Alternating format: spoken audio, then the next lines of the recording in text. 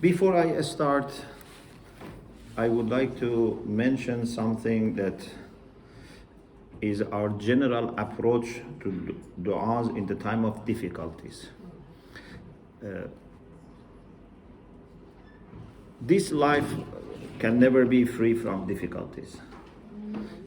And we already talked about this in previous courses. This is the nature of this world, and actually this is needed for our progress. What is important is what types of sufferings we have and who is responsible for our suffering. So you cannot say, I don't want any suffering at all. If you don't want any suffering, it means that you have not understood the purpose of this life and you don't want to actually remain in this life. There must be some kind of difficulty, suffering, but am I causing this suffering to myself and other people? Number two is what areas I am suffering in.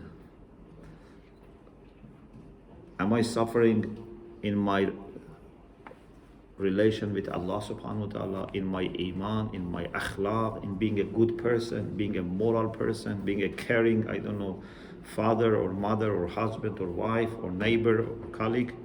Am I suffering in these areas? Or I am suffering in some worldly matters, not in some moral, spiritual, religious matters? Is my musibah in my deen, or my musibah is my dunya? Is my musibah is my money and body, or my musibah is my heart and mind? Do I suffer from confusion and misunderstanding and doubts? Or I am suffering from, for example, some issues in my health or in my poverty or job, whatever. So who is causing this? And what areas I am suffering in? These are two things that make people different. Otherwise, more or less, everyone suffers.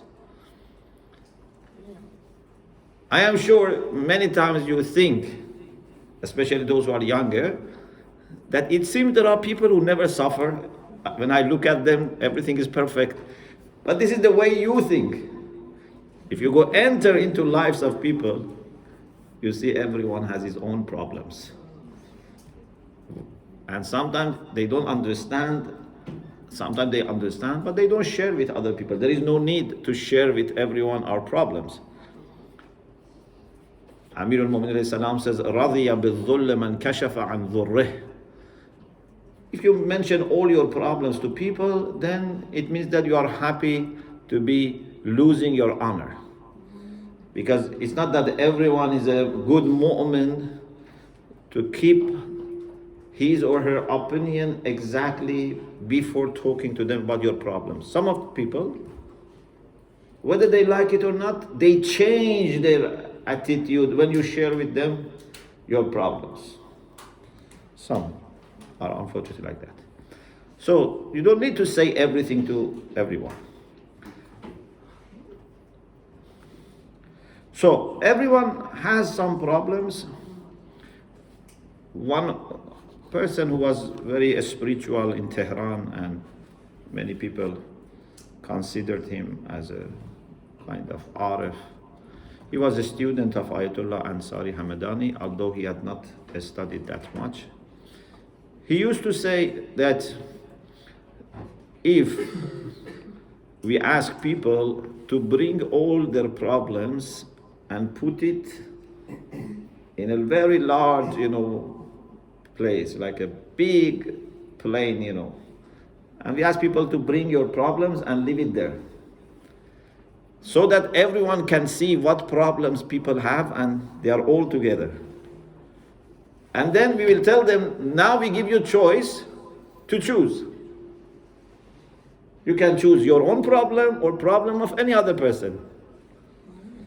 He says everyone, if sees the problems of other people and has understanding of his own or her own capacity, would say, my problems are the best problems for me.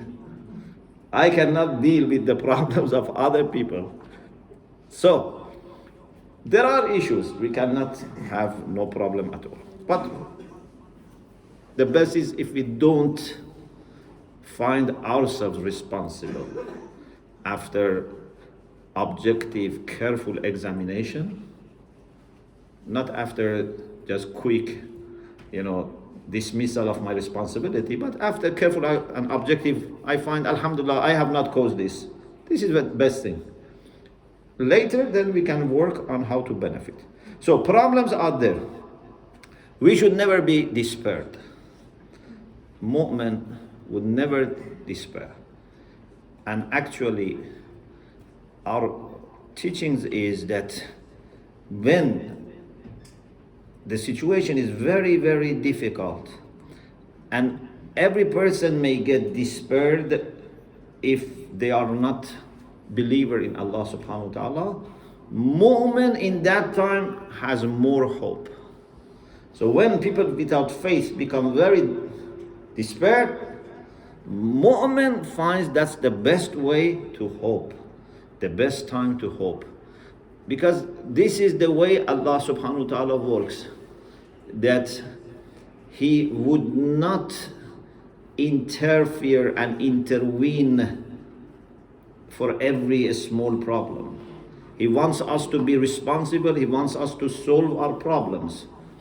But when it reaches the point of being desperate, when it reaches the point of istirar, then He would intervene. Therefore, in some hadith says, Kun lima la tarju arja minka mimma tarju. When you have no hope, be more hopeful compared to the time that you have hope. And the example is the example in the hadith, example of Prophet Musa, ala nabiyina wa alayhi wa sallam. When he was traveling in dark night with his family, it was dark, it was cold, his concern was safety of family. Then what happened? The best experience in his life happened, and that was he saw the fire, he went to take some fire, but Allah talked to him. That was the first time that Allah talked to Musa alayhi salam. He had no hope for such a thing. For him, just survival was enough.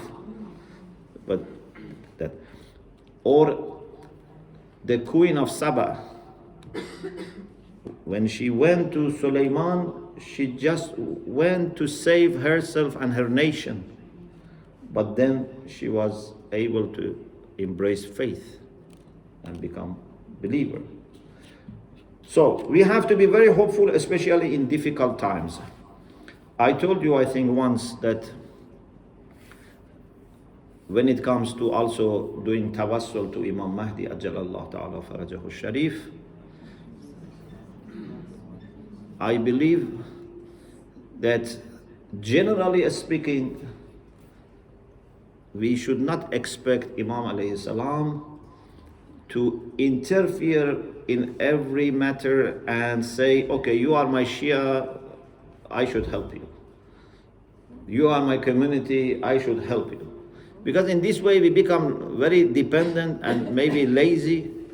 And also then other people would not be finding this, a right way of being, tested. So Imam alayhi salam has his role in the time of ghaibah, which is to guide but without being noticed, to help without people being able to point at him that he did this. So for most part, maybe 99%, he does things without anyone understanding he is doing this. Like Allah subhanahu wa ta'ala. Allah subhanahu wa ta'ala does everything, but millions of people will say there is no God. Who is doing all this? Because he keeps a hijab, he keeps a veil. He doesn't want to impose himself to our understanding so that no one can deny him. So Imam Mahdi is like this in the time of ghaibah. But there is a way. This is a secret. There is a way to bring Imam Mahdi ajjalallahu ta'ala farajahu sharif to your personal or community or humanity in general life. Between Imam in the condition of ghaibah and this public life that we have, there is a kind of passage, there is a kind of corridor through which Imam can interfere in our public, in our worldly life or spiritual life in the time of ghaibah. And that is emergency entrance. We have emergency exit, but we have for Imam Mahdi emergency entrance. He can enter through this emergency entrance to this life that we have and help us. But it must be emergency. You have to be mustar. When you are mustar and desperately ask him for help, he would come and help. Some people are very clever. They quickly realize that they are desperate.